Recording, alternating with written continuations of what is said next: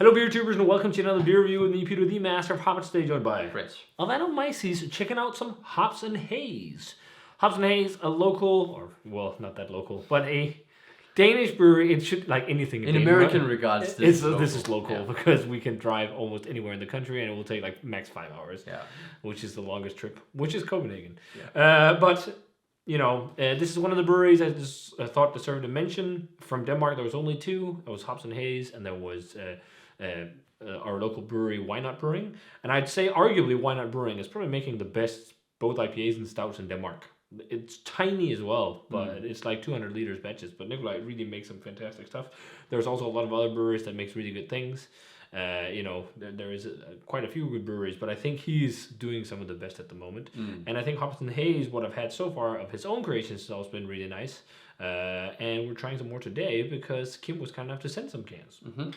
Some fresh cans.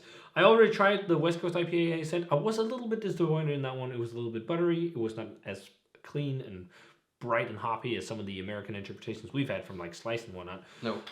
But this will be fun because this is what he's pretty good at. It's the hazy beers. So we got a can of his collab with Alefarm called High Regard. And we got a can of his own beer, Embrace the Murk, and this is volume 3. So we're going to start off with the oldest, which is the Alefarm collab. This is a double dry hop, double IPA, hazy double IPA on 8.1%. And this has got some hops I think Brett and I will love. Yeah. Motueka, Nelson, Mosaic Lupamax, and something called Eclipse. It's a hop I've never heard of. I think I've seen Eclipse in one of the Hop Butcher beers we've actually had. Okay. That was Medusa. Okay, yeah. There's so many hop varieties nowadays, so... but yeah, let's check it out. Yep. So, pours... And I guess this is like the idea with this is like Alefarm came and brewed with Kim because he got to brew with them. He got to brew the North Trails last year. But yeah, it's hazy, lightly hazy, golden orange. But you can't... Yeah, you can kind of tell... You know, there's something behind the glass, but you can't really see. It's not full-on crazy Murk, but it's a nice hazy-looking beer. It's got a white head. Let's check out the aroma. Yeah. Ooh, yeah, it's got some brightness to it. Yeah. This is also only... It's 4 weeks old. Yeah, 4 weeks. So it's fairly fresh, and the other one is like 2 weeks. Yeah. But yeah, it's definitely... There's the Nelson Gooseberry vibe. It's got a very interesting candy... Yeah, candy vibes. Do you see that yeasty candy? Yeah. You know, the Guldbamser, the white ones. White gummy bears. Yeah, white gummy bears. Also, it's got a bit of this slightly diesely thing too. Yeah, a little bit. It's not as crazy cushy and dank. No. But there's a bit of like this slightly diesely grape-esque character to it. Yeah. It reminds me a bit of that, you know, Riesling-esque. I think there is a little bit of dankness for Mosaic, that slightly kind of blueberry cushy vibe, but it's super light. I think it's Nelson that smells like it's predominantly the dominant hop in here. But there is a bit of like a foresty, forest berry Mosaic a little bit. A hint of earthy, resiny vibes, but super light. And I think the yeast character, as I said, it's candy-like. It reminds me a little bit of the Verdant yeast. I'm not sure if that's what's in here. But it also produces a little bit of a candy flavor, but also loads of stone fruit, and there's a bit of a candy stone fruit on this, I think. But it's not. But it's more to the bright, fresh. But it's not a huge focus on yeast. This one, which is nice. It's not like a crazy ester bomb, but that's also one of the things I like. I think often with hazies, it gets too much with it when it's a big focus on stressing yeast so much that it's crazy estery overall. Yeah. I'm also getting a bit of this elderflower cordial kind of. Yeah, I see that, but it's not like bursting out of the glass. No, but it's still fairly aromatic. Yeah. Let's try it. Cheers. Cheers.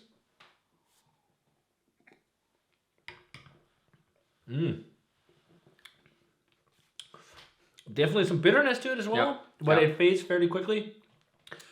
Yeah, I much like this over the Alefarm collab, actually. I like the Alefarm collab was nice, but it has loads of earthy, resiny flavors. The one that they brewed at Alefarm, North Trails. I prefer this one a bit more. But it could also, I don't know, it could also be that this one had quite yeast. I'm not sure. It usually mentions the yeast on the labels. Yeah. But it doesn't have that same profile, if I think of that, his beer. It doesn't have that like crazy dry farmhousey profile. No. But that being said, I know a lot of homebrewers also use Kvike a lot, where they get lots of fruity flavor from it. Yeah. But I think if he used Kvike, he would put it on the label too, because it's also like something people use for marketing. But it's pretty good. It's also to the drier side, which is really nice. Definitely. I'm getting the finish of it is slightly peppery, like white pepper. Yeah, I totally agree. Yeah. Peppery, slightly resiny and spicy. Yeah. Herbal spicy. Yeah. But otherwise, it's not as fruity as the aroma indicated. No. It's tasty. But the fun thing is also, it doesn't say double dry hop New England IPA. It just says double dry hop double IPA. Ooh, and the same with this one. None of them say specifically New England on the label. Oh, that's true. But yeah, it's good. Yeah.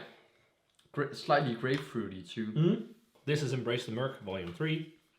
Citra, Motueka, and Enigma, 8%. So yeah, Motueka can also be really nice. That's often like quite mango-y as far as I remember. Yeah. So let's jump on to this one. It looks a little bit brighter in the glass, but in terms of color, it's not as orange. But I think on camera, they look pretty much the same. Yeah, I don't think you can tell the difference, but we can orange. Slightly.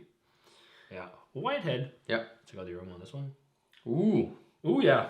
This is melony and mango-y. Yeah. It's really, it's overripe, but it's not like crazy gushing overripe. Do you know what? They actually remind me a lot. So I had the Potties and Verdant collab, Fashion is Danger.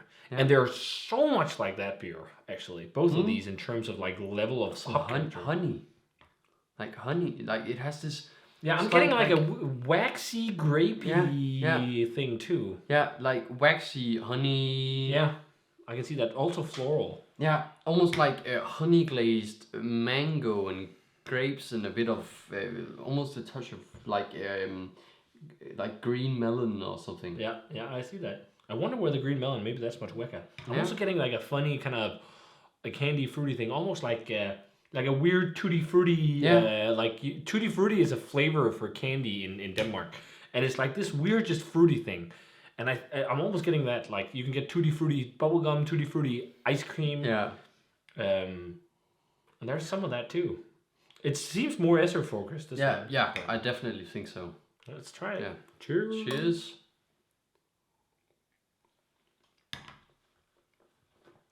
Bigger saturation. Ooh, it's spicy as well. Really peppery. Yeah. Really peppery. Lime on this one too. Yeah.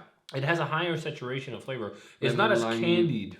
No, but it still has this slightly honey ester kind of, as you say, almost like waxy honey thing to it. That kind of, that, I don't know if it's an ester or one of the hops or... No.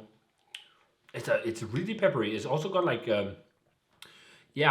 like on top of that pepperiness, there's like almost like eucalyptus or something like that. Yeah. It almost slightly minty. Yeah, it almost reminds me of the eucalyptus candies you can get here in Denmark when people have when they're sick. Those with the green wrapper with the black cross. Yeah. It almost reminds me a bit of that, which is really cool. It's quite unique, actually. I wonder if that's Enigma giving off that. Might. But I think, isn't Enigma, doesn't it have similarities to something like Galaxy? Because maybe that's where the peppery is slightly spicy. That could be. I think it's from Australia too, right? Yeah. It could be. It gives off tropical and slightly spicy vibes from what I have experienced. I like this one the most. Yeah. And I think it's just in terms of saturation. It's also fresher. But I like that it's got like that peppery vibe. It gives a breath of fresh air. But I also think, this one is peppery. I just the balance and the structure of everything in this one, I think it's a bit more cohesive. Yeah, and I think everything is put a bit more it's put better together. I think it also has a bit of that gummy candy vibe, that white gummy bear. Yeah, actually. Yeah. Yeah, they're really nice. Again, like I really think Hops and Haze is also one of those breweries that's interesting to watch because like you can taste Kim is getting better with his beers.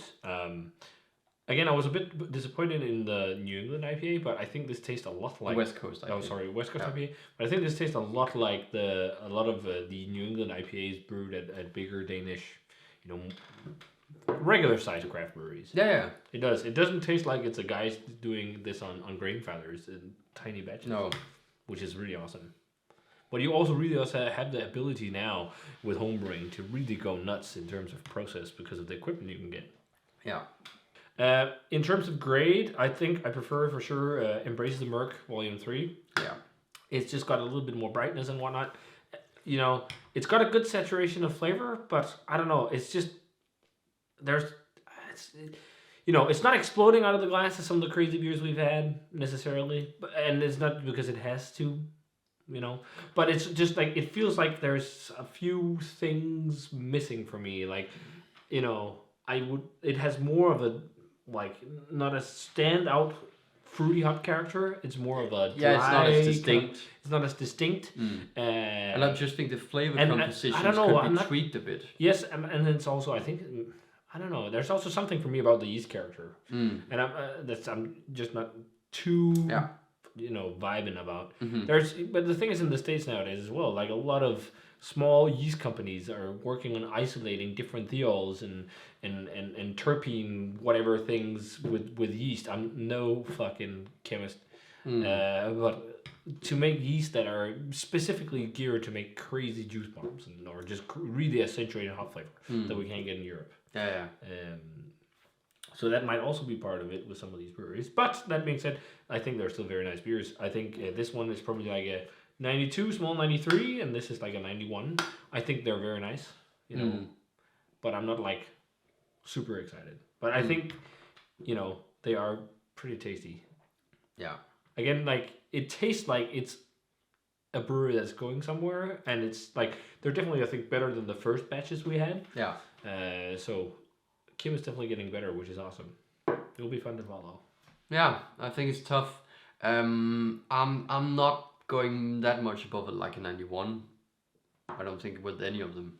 I think 92 is fine, but they're not as saturated as some. Or not said.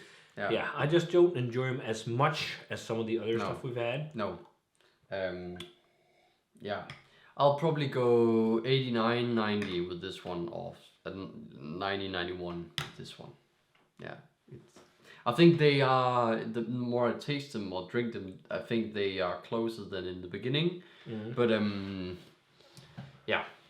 I think they are really tasty IPAs that are better than probably most you'll find in Scandinavia. But yeah, I'm just not that fired up about them. Yeah, nope, me neither. But they are nice beers. Absolutely. But this one, I think this is the slightly better one. I think it's slightly. I at least prefer how the flavors are put together in this one a bit more. But yeah, I think probably max a 92 on the Embraces the Murk, and then as I said 91 on High Regard.